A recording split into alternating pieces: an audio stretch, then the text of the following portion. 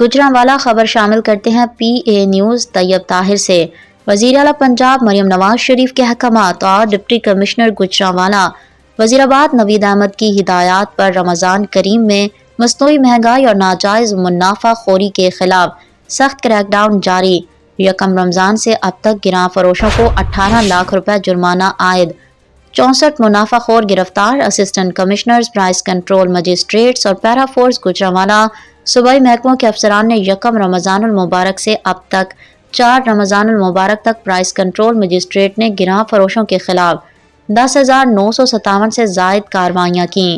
خلاف ورزیوں پر 18,61,000 روپے سے زائد کے جرمانے عائد، 103 دکانوں اور گوداموں کو سیل کیا گیا، 2 مقدمات کا اندراج اور 64 افراد کو گرفتار کیا گیا۔ پرائس کنٹرول میکانزم کو بہتر بنایا گیا ہے۔ گلی محلوں اور تمام یونین کونسلوں میں پرائس مجسٹریٹس باقاعدگی سے چھاپہ مار کارروائیاں کر رہے ہیں تاکہ مصنوعی مہنگائی کا تدارک یقینی بنایا جا سکے۔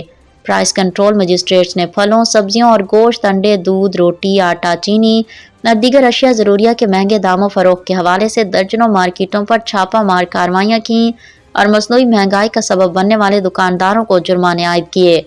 انہوں نے کہا کہ اشیاء ضروریہ کے ارزاں نرخوں پر فروخت کو ہر صورت یقینی بنایا جائے گا۔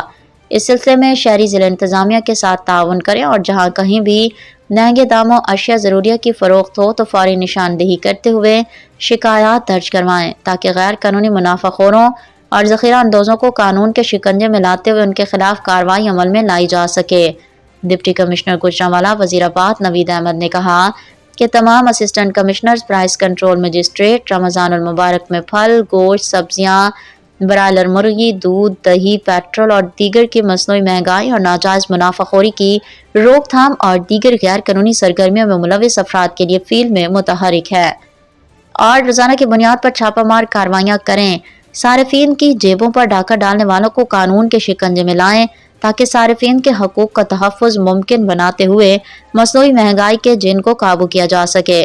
انہوں نے افسران سے کہا کہ مصنوعی مہنگائی کا باعث بننے والے کسی بھی فرد کے ساتھ کوئی رعایت نہ برتی جائے۔